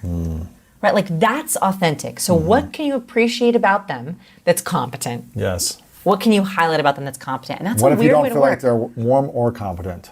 You're like, this person on a team is just, they can't get anything done, they're not smart, and they have fake attitude around me all day. I mean, this depends on how you feel, but I would say deal with it. Like go to your boss. Right, and say, hey, Like, look, can you I put me cannot- on a different team or something? Yeah. You say like, I don't know how I can work with this person. I don't want to be unauthentic, but I'm telling you that we're not getting stuff done and they are causing issues on the team. Like, I don't like to ignore that stuff. Like, you can hope it gets better, but ask for help. If you have someone on your team or someone in your life who is not warm nor competent and doesn't treat you with warmth or competence, either get them out of your life, set a boundary, or get help. Give them like don't an live improvement with plan it. or something, yeah. Yeah, don't live with it. Life is too short to feel fakely competent or fake warmth. Right. What's been the, I think I asked you this last time, what's been the charisma strategy? Yeah. If you want to call it strategy. You weren't sure about that. You weren't sure about I don't know that. what the word is right, but what is the charisma Yeah. or social cue that you've Yeah. learned in the last 6 months that has brought some new attention to your life where you said, I wasn't aware of that fully, but now the research is showing that when someone does this, it improves this. There's a new cue that I snuck into the book in the very last draft because I just learned it. And this is actually brought to me by a couple of my male readers. And I'm so curious. Okay, do you Give it to agree me. with this, Lewis? Okay, here's what they said. So in the book, I had a whole section on nodding. So nodding, affirmative nods upside down, Yeah, right? Are yes. I nod all the time, Yes, you're a nodder. It's really high warmth. We love it. We love is it nodding. good? So- Yes, nodding is great because vertical nods. And by the way, this is different in certain cultures where they'll nod. They nod Yes, sideways. sideways. That's There it different. goes. Okay, so just vertical nodding in Western cultures is agreement. It's yes. In fact, research has found that when you nod at me slowly, I speak 3 to 4 times longer. That's cool. That's why you're a good interviewer, is because you'll nod and be like, keep going, Yeah. keep going, keep I'm going. just I'm just like a bobblehead. I'm just kind of like, yeah. It's just like a very slow, like I'll pause Slow. and be like, okay, cool. Okay, well, actually, you're right. Slow nodding is tell me more. Fast nodding is finish up. Yeah, okay. Okay, I got it. I got it. Right. Yeah. Right. Okay, so that's the difference there. If you want someone to wrap up in a meeting, give them a 1, 2, 3 triple nod. Like I got it. If you want them to keep going, an introvert, Yes. okay, so that's the difference. That's number one. So I shared about this, I taught it, and then a couple of my male readers said to me, Vanessa, we think that there is a secret nonverbal cue between guys. Now, I don't know what this cue is. Here's what they said. Okay. If you know a guy and you're trying to acknowledge him guy to guy, you nod up. Yeah. Good to see you. It's literally What's like up, an open gesture, you're up, bro? open. Hey, man. If you don't know a guy, but you're trying to acknowledge his presence, hey, good to see you. Oh, wow, that's so true. Is it true? That's so true. Yeah, it's like, oh, good to see you. Yeah. Hey, Yeah, acknowledged. good to Yes. see you. Yes. Yeah. Hey, what's up, buddy? Okay. Yeah, it's so true. Okay. So I snuck it into the book Oh, wow, last that's minute. fascinating. I wonder, is that like biology? Is Here's that here's what I social? think. Like, Okay, here's my theory on this. As soon as I heard this, I was like, and I started looking. I started watching men. I asked my husband, I asked my guy friends. And this is why I think it happens. When we know someone, we expose our jugular. So this is a very vulnerable part of our body. And we're saying, I know you, I trust you. Look, I'm acknowledging you, and I Yes. feel trustworthy. Yes. When you don't know someone, but you want to show respect, you nod down to protect your jugular. I don't know you, but I see you. I got you. I got you. I'm here for you, kind of. Yeah, You can't see my jugular, but I'm here for you. I'm gonna protect myself, But I see I'm here you. for you, bro. What's up? Exactly. Yeah. I think that's where it comes from. Is That it's like makes a sense. do I know you or do I not know you? So in that think sense, that makes sense. this is a high warmth cue. Hey buddy, what's up? Right? It's high warmth. You're showing your jugular. This is a high confidence cue. Hello. Good to see you. I look ridiculous because I Yeah. don't do that. Right? I'm like, hi, So I think that was so surprising That's to me interesting. because there's so much more I think to be done. Like I list 96 cues in the book, right? That's just the start. I think we're discovering more and more. I think that's where like the excitement comes in. So that was the new one. That's so cool. And what are the 3 most powerful cues, body language cues of leaders? Okay, so this is the competence area of the spectrum, right? So when we talk about charisma, we talk about warmth, competence, charisma, and danger. Okay, so 3 body languages of leaders. The example that I give that I really like to teach from is the Nixon-Kennedy presidential debate. Okay. Have you ever heard of this historical debate? We were not around for Yes. this debate, so I'd be shocked if you'd seen it. So we want to be in the high. There you go. The high charisma. There you go. Yes, We want to be sweet doing spot. those cues all the time. That's right. We want to be in the star. So right now you're talking about competence. You just asked me about leaders. So leaders typically are high competence and they can go into warmth when they want to. High competence and charisma. Right. Or they're high competence and high warmth. Yes, exactly. gotcha. Right. So highly competent cues, if you know that you're warm and you need to dial up competence to hit the sweet spot, these are some cues that will help you. Give it and to my favorite is from the Nixon-Kennedy presidential debate. So have you heard about this debate before? It's kind of Remind me. okay. Yes. You're like, actually, yes, I watched it on the History Channel last night. Was it? I mean, maybe you mentioned this before, but isn't one of them was angry or something? I can't remember what happened, but So this is why I like this story, is because it created a puzzle. And I like puzzles. So here's what happened. During this part in U.S. history, Nixon and Kennedy were running for president, and about half the population watched the presidential debate on television, and about half the population listened to the debate on the radio. Everyone who watched the debate was sure that Kennedy won, and everyone who listened to the debate was sure that Nixon won. Wow. And it was the first time where there was a discrepancy between the winners, the perceived winners. Because one sounded competent, the other one looked warm. One sounded like a leader and one looked like a leader. Ooh, you match them together, that's the sweet spot. That's the star. Okay. That's the star, exactly. So one sounded like a leader. So Nixon sounded like a leader. He had really good vocal power, but he looked like a loser. And I hate to use that word, but he himself said in his memoirs, he believes he lost that entire presidential election based on the first few seconds of that debate. First few seconds. He himself said that. What happened? Okay. So it was kind of like the Shark Tank guy trying to buy back competence and warmth at the same time. He gave away his competence in the first few seconds of the debate. So anyone who saw it went, oh, no. This guy is not a winner. And this was before they even spoke. So in the first 30 seconds of the debate, neither of them speak. You see them on camera. And if you were watching, you saw, wow, Nixon looks so weak. And here's why. What most people don't know is that Nixon had just injured his knee on the campaign trail, and he'd been in the hospital for the week. So he came in with a bandaged knee and a fever. Kennedy had been tanning.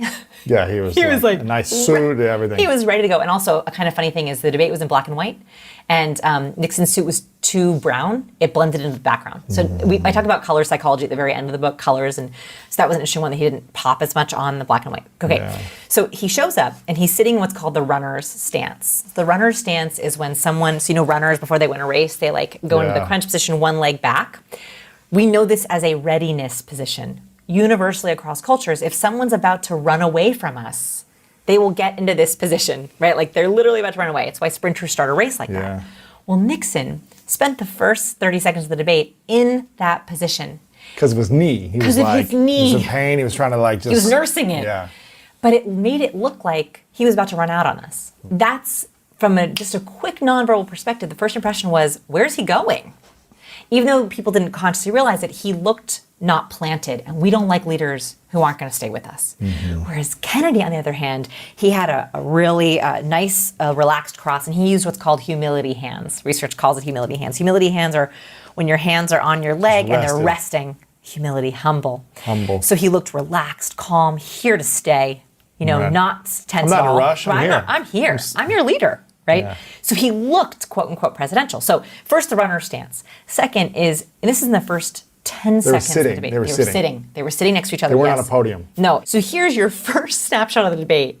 And you see Kennedy, humility hands, relaxed, sitting tall. And then you see Nixon, who's like gripping the chair arm, ready to leave. And we see these cues, and people already made their decision. But people who were listening didn't see any of that. Right, they heard the voice. They heard the voice. Interesting. And so Nixon lost the debate to Kennedy. He lost the election to Kennedy. And he said in his memoirs, that's why, is because of the cues I sent. And so for leaders, here's what we want to think about. One is relaxed, here to stay. So the more you can settle into your place, the distance, this is such a weird measurement. I want to see the biggest distance between your earlobe and your shoulder. So not like this. Yes. Because why? when we are confident, when we are winners, we take up as much space as possible, right? We broaden our shoulders, we tilt our head towards the sky. Winners feel pride. So we look at the distance between someone's ear and shoulder, we're like, oh, she looks confident. When someone hops on a video call, this is the mistake I see. Hi, everyone. Shoulders pinched up towards ears. Wow. And we wonder why people aren't taking us seriously. We wonder why people are interrupting us. Is because this distance, if I'm like this, hey everyone, happy Monday. Well, with your tonality as well, but yeah. Right? Like if I start a video call like this. So today we're going to talk about some updates and I'm going to go over some different slides with you. And we're going to wait a few minutes while people log on. Oh my. Right? Like, So horrible. If I'm on your team, is everyone just like, yes.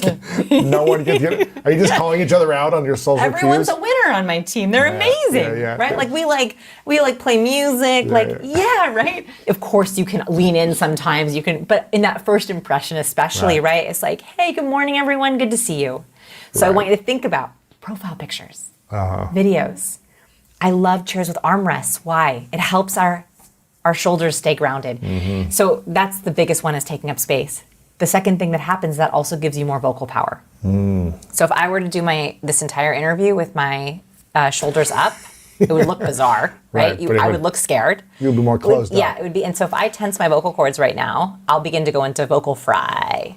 So vocal fry, have you heard this before? Yes. It's when your voice sounds like sizzling bacon. I just don't know. I'm not sure. But like I was just thinking about it. And if it's, oh my goodness, it's horrible. And the reason why we'll accidentally go into fry is because we're literally clenching our vocal cords and they cannot get enough breath.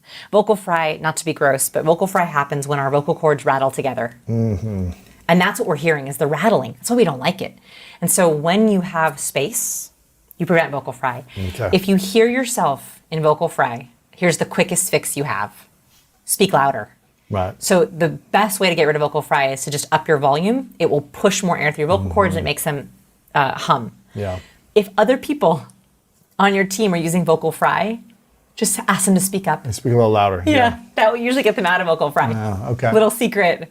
Don't blame it on me, but that's a really easy way to, if you're interviewing someone and they're in vocal fry and you know it's going to drive your listeners crazy, just be like, the audio, they just can't hear you. Could you speak a little bit louder? It will work.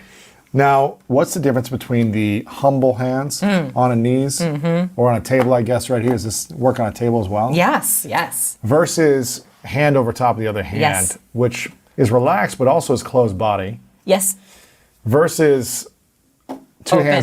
hands side by side, relaxed, not like intense, but relaxed side by side. What's the difference between these two? Perfect question. So your book cover. Your book cover is hand over hand. Yeah. And they're relaxed. Yeah. And it's a closed posture, but it works. Right? And so it's okay to me. As long as your hands are relaxed, I don't care if they're closed or open. Now, I do care about this. So when we protect our trunk, arms crossed, yes, I do care about this. And why is because when we are crossing like this, I know it's comfortable for some people. What research finds is two things. One is we look more closed off. So we never want to look closed off. But second, they found that when people are trying to be creative or strategic, they literally cannot generate as much ideas when they are like this. What's the alternative? Humility hands, open posture, holding a drink, typing at a computer, taking notes. Anything else but anything else. So I love props. So the way that I don't cross my arms, because I actually like to cross my arms. Yeah. It's kind of relaxing, It's kind of like. I know. Yeah. But actually, if you're thinking or processing, cross away, right? If you need to take a minute, take a step back, it's a great way to break. So I hold a clicker for presentations and a pen, for slides. Because every time I think about crossing my arms, I remember, I have the clicker. When we think about getting rid of, I call them bad nonverbal habits, right? So tics, crossing arms, those are all bad nonverbal habits. Slouching. Yeah. It's really hard to just say, don't do that. So what I'd rather you do is replace it. Displacement tactics. Okay, so you cross your arms. Can you hold a coffee mug? Can you hold a pen? Can you hold a clicker? Can you always have a Moleskine notebook? I have a student of mine who always has a Moleskine. He doesn't need it. He just holds it. He has it. He opens it up and he'll write the date and the meeting name and what he had for breakfast, but that's it. He literally uses it because if he doesn't, he puts his hands in his pocket or crosses his arms. And so he has it in front of him because it helps him feel very grounded and centered. It's a replacement tool. It's a replacement tool. Yeah. So I would think about what are some tools you can use that will help you do that. What about the the finger crossing. So like, look at the interlaced. difference. Like this, when I'm white knuckling, you can see that I am tense. I'm trying to keep it together, Vanessa, right? Like, But this is so this is called a steeple. The fingertip Oh, I touch. love a steeple. Yeah, so a steeple is when the tips of your fingers touch, and like a church steeple. It's like Mr. Wonderful just does this the whole time. Exactly. You will notice that when Constantly. when Mr. Wonderful is contemplating a deal, he'll go like this. Why? tap it. Doesn't it make you feel like you're just in control? It's like, And so this is a really good power gesture. It's one of our competence cues. That's why I have it on the cover of the book, is to show high competence, because it's about getting in control. The steeple, we love it because it shows our palms, which shows we're not concealing anything. Do you want the steeple pointed at someone? Either or one. Any of those. Any and all. Whatever If you have feels it up natural. here like the diamond. I wouldn't do this. Yeah. I wouldn't be like, hello, everyone. Yeah. Good morning. So here or pointed at them is Right, fine? totally fine. You'll notice that like Mr. Wonderful does it perfectly. He'll like go like this. He'll tap it. The only thing I would be careful of is drumming fingers. That looks like Mr. Burns evil, right? Schmiegel, yeah. I don't love that one. Okay, so like don't look like you're scheming, right? Yeah. Like that can look a little bit crazy. But if you're like, oh yes, I'm thinking about it. Now, I want to give a caveat. Please only use cues that you've tried on a few times and feel natural. There are some cues in the book, where there's 96 cues in the book, that I still don't like. I've tried them every which way and I do not like them. What's the most powerful cue that you don't like, but you know is extremely effective in charisma or connection or trust or Probably leadership? Volume. So research shows that people who speak in louder volumes literally are taken more seriously, but that makes me a little bit uncomfortable. And so even on stage, when I'm like really excited, I still don't want to be like, let me tell you about something very, oh God, that's horrible. Yeah. I don't like it. But volume dynamism is a cue I teach in the book that I have trouble with.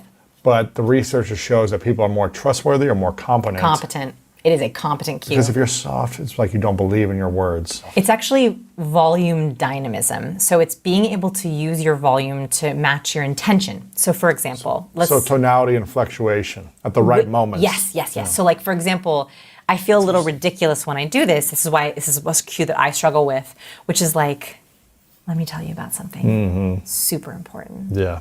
I just feel ridiculous. But some people do it so But it well. works. Oh, it works so well. And your people are so charismatic. Yes. When you can get the tonality, the influctuation, is that what it is, of the tonality. They taught this to us in Toastmasters as one of the 10 initial lessons of being a competent communicator. One of the exercises is to give a 5-minute speech using tonality. It's you have to like find the hard. cues of when you like pause and slow, and then you bring it over. Yeah. It's like, how do you make it authentic? Oh. And, yeah. So some people do it naturally. They're so good at it. Gifted. That is not me. That's why I don't have a podcast. That's why I have a YouTube channel. Yeah. Right? Like on YouTube, I can use my gestures and my facial expressions. It's why I don't have a podcast. I feel I am not dynamic enough in my vocal power. And so that's one cue that I work on, but I have a hard time being in control of my volume. Yeah. Okay, so we have these hand gestures. This is fine on the table also? Yep, all good, relaxed and good. What about hands open on the table? Okay, so let's talk about Open palm body. up versus palm down. Yeah. Okay, so when I was researching for the book, I was looking for my favorite are cues hiding in plain sight. Those are my favorite. I just used it. Those are my favorite. Those are my favorite. Yeah, you did. That was very organic. I did. It's very natural. I'm really happy right now. It's like you're speaking to a girlfriend, just naturally Let me flowing through. Let me tell you a secret here. Yeah, okay, so that was great. That was very exciting. I feel very excited. Okay, so I love cues hiding in plain sight. And so I had a lot of political examples, a lot of celebrity examples, and Britney and Lance Armstrong. But I wanted historical examples. And so I was looking at famous paintings, and I noticed that The Last Supper, painted by Leonardo da Vinci, has hidden cues in it. You'll notice that the way that it's positioned, Christ is positioned in the middle. So Da Vinci positioned in the middle. Okay. Most people do not realize that in that picture, Christ is doing this. He has one palm up and one palm down. It's hard to see it in that Oh, yeah, his shot. left palm is up, and Yes. the right palm is down on the table, right? Now, this is very interesting because like most people don't look at this right away. But why? Why is he doing that? Why would he put his hand like that? Why would he put his hand like that? And what do those mean? So let's look at the research. Palms open are universal gestures of openness. When we want something, what do? We hold open our hand. Give it to me. Yeah. When we're offering something, what do? We hold open our hand. When we are open to suggestion, we show our palm and we have it visible. A palm down gesture is a high competence cue. It shows dominance. It shows directiveness. You might think of, I won't mention them by name, some famous dictators of the past who did palm down gestures. Why? That is a very dominant gesture.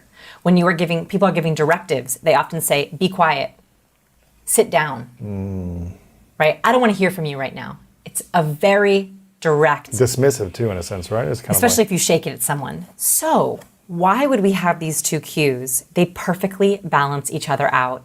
Christ is depicted as the highest, most charismatic person in the painting. And so what does he do? He literally balances warmth and competence. He's showing the universal gesture of openness and giving, while at the same time, a universal gesture of direct authority. When was this painting made? 1498. Wow. Yeah.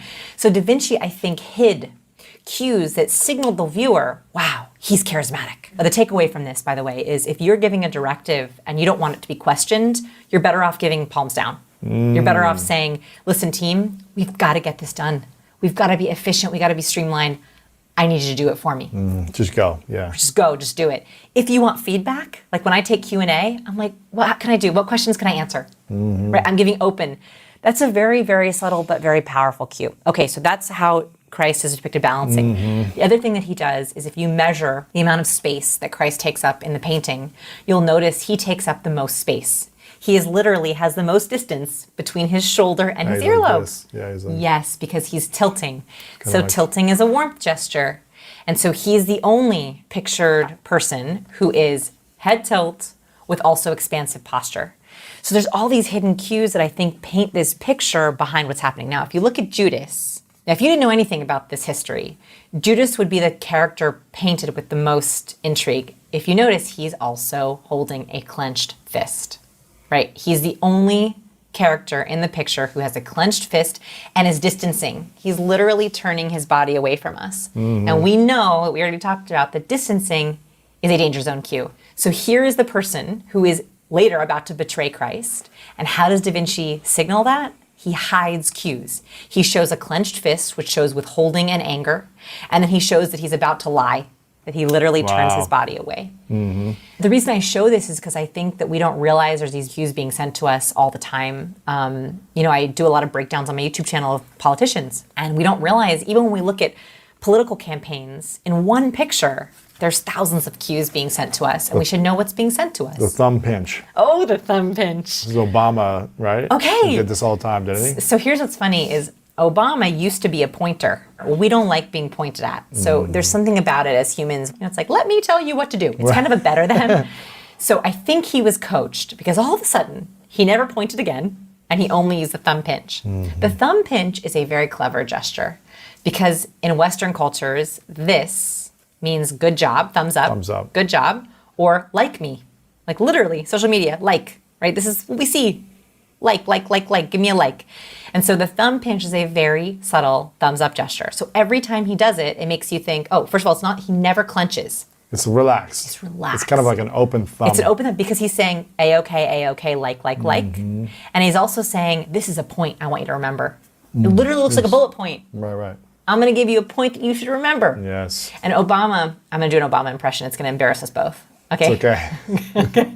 I'm not very good at impressions, It's okay. but Obama does this thing that I find so interesting. So Obama uses a downward inflection. So we talked about the question inflection, right? So when we go up at the end of our sentences, Obama goes down at the end of his sentences. He literally slings down his words. And downward inflection we hear is very authoritative. So I'm going to do an Obama impression. Okay, give it so to this me. is him slinging down his words. He goes, Sasha, Malia, it's very important that what we do today is going to be remembered forever. And if we don't do those things, we are going to be in deep trouble. That's a terrible Obama impression, but you can hear what I'm saying, right? Of course. He slings his words down, and that is very authoritative. So even that vocal cue makes us think, well, he knows what he's talking about. Right.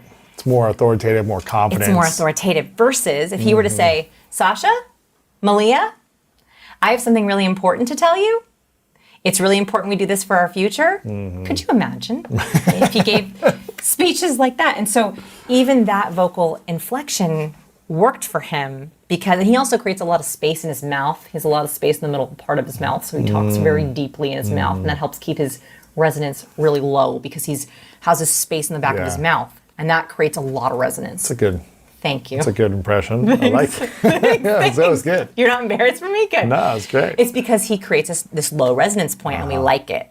So that downward inflection is really important. So many great cues in here. The power of the pause for power. So a mistake that I used to make is I would pause the end of my sentence before continuing on to my next sentence, and I would get interrupted. Right? So a mistake that people will make is they'll give a thought, pause, and then keep speaking. Now, pauses are quite powerful. Powerful people typically use pauses in their speech. But if you pause in between your sentences, people will interrupt you because they think you're done. You're actually better off using what I call a power pause. A power pause is when you pause right before you give something away. So not do it? not the end of a sentence. Right. In the middle of a sentence, before you're going to share something. Really important. So let me tell you something really important. That's it, exactly. Yeah. Here's the mistake that people make is they'll say, something really important happened in my childhood that I want to tell you about. Pause.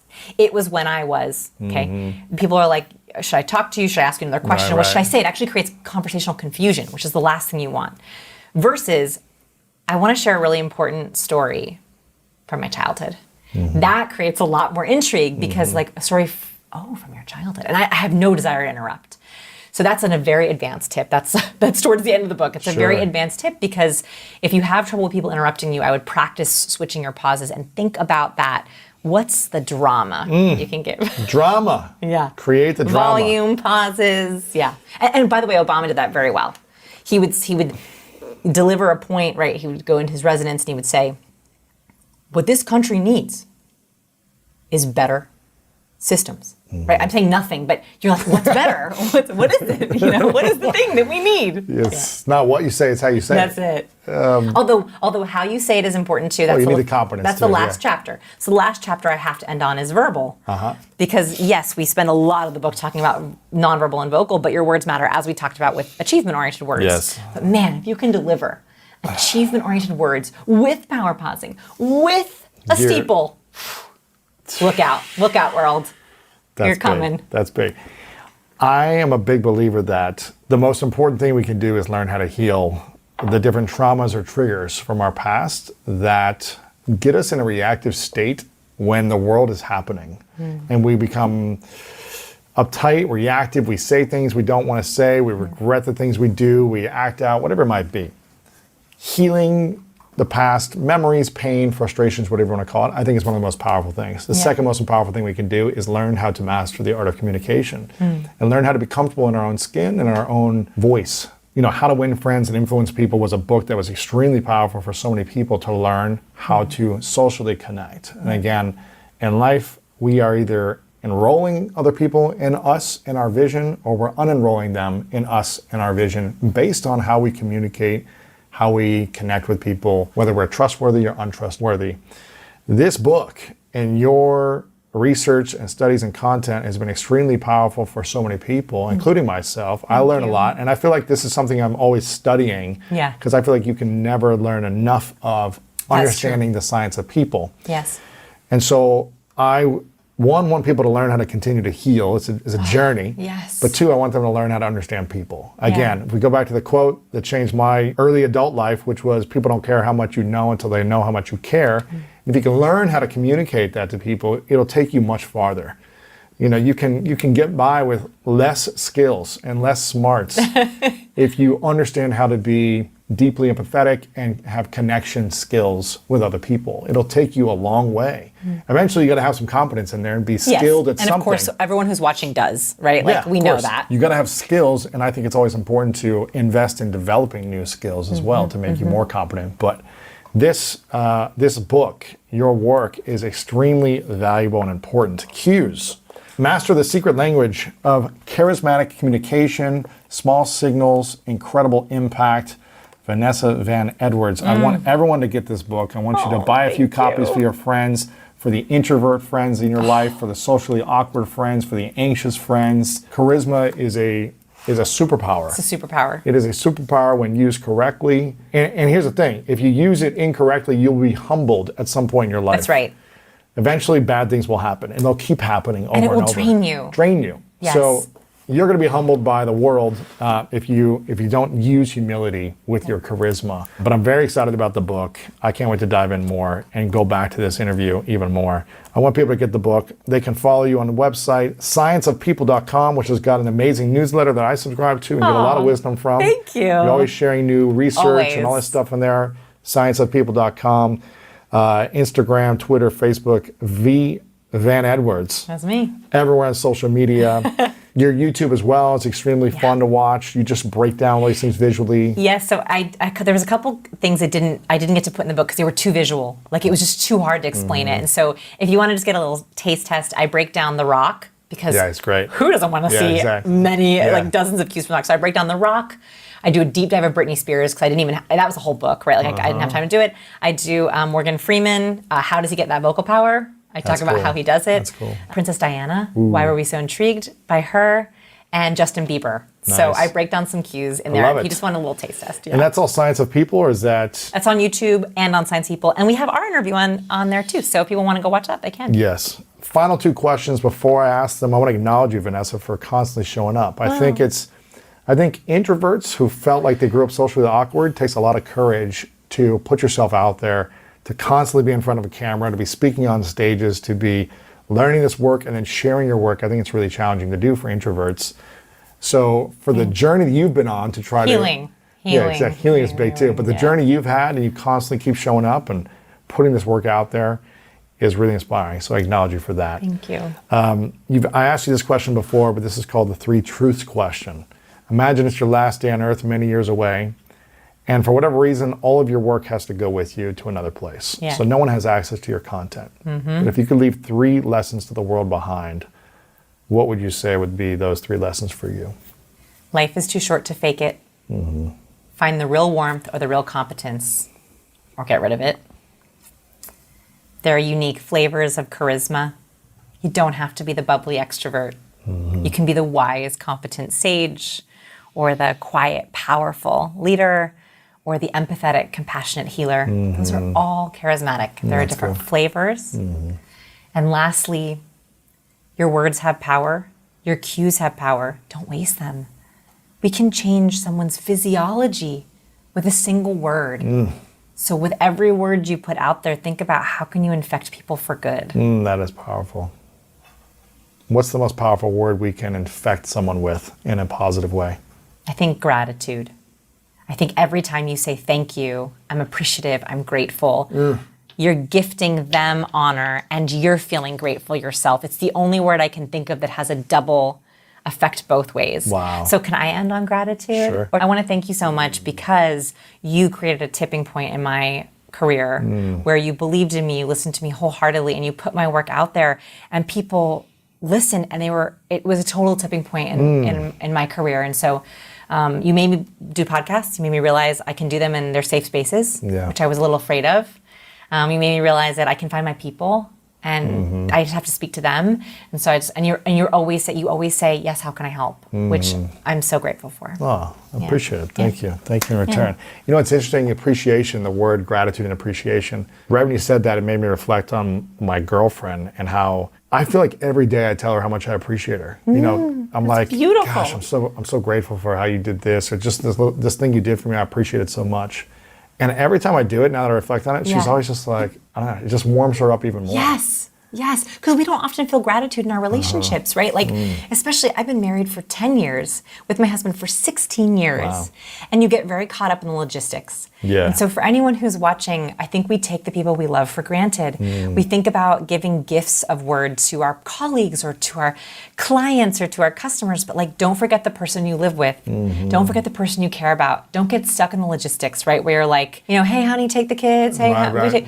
And so I think that gratitude is especially important at home. And I think the more comfortable we are, the less we are gracious, the less gratitude we have. And so I hope that 10, 20, 30 that's the key. years. I mean, everyone in their first, I guess, But year you or two, will. you're like, oh, I love you so much, you're amazing. Not everyone. No, not everyone. Oh, interesting. No, not everyone. And so I would say like... Even the first couple years? I think saying that to her is a gift. And so if just your goal is that 10 years from now you can say that to her again, What a beautiful goal. Often she'll be like, "You're the most amazing man ever," and I'm like, "I don't feel like I'm doing anything. I'm just saying I appreciate you." I'm just like, "Man, I'm so grateful you just did this. Thank you. I really appreciate the way you said this." Like, I don't think I'm like doing something extraordinary. You know what I mean? No, it's big. She's like, "You have no idea." Yeah, it's like, "You're the most amazing man." I'm like, I'm not like doing some grand gesture. But I'm literally just saying like, God, I'm focusing on something that I really appreciate that she did every day, and I'm like, I really appreciate the way you showed up here, here, here.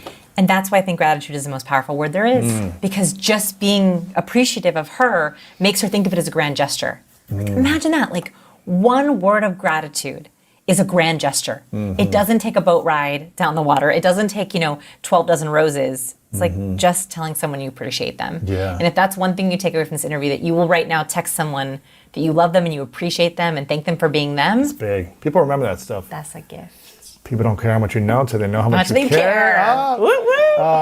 Final question, what's your definition of greatness? I love this because this is my third time here, and I think my definition has changed. It's probably changed, yeah. Over time. It's being in integrity. So it's going back to that important thing. Greatness is showing up as you are, how you feel, and feeling free to be that way. So that means you like the people in your life, you respect the people in your life, you're showing up congruent. You're showing up with lots of integrity where your cues match your words, which match your emotions. And I think that I am my greatest self when I can show up somewhere as myself and not worry about having to hide, fake, or change. Vanessa, thanks so much. Appreciate it. Thank you. Thanks for Amazing. listening. What would be 3 questions, if you could only ask 3 questions to a human being to figure out if they're telling a lie or telling the truth? How would you start those 3 questions? What would they be? TED. T-E-D. Tell me, explain, describe. But then I would fill in the rest. But then I would fill in the rest. But then I would fill in the rest. But then I would fill in the rest. But then I would fill in the rest. But then I would fill in the rest. But then I would fill in the rest. But then I would fill in the rest. But then I would fill in the rest. But then I would fill in the rest. But then I would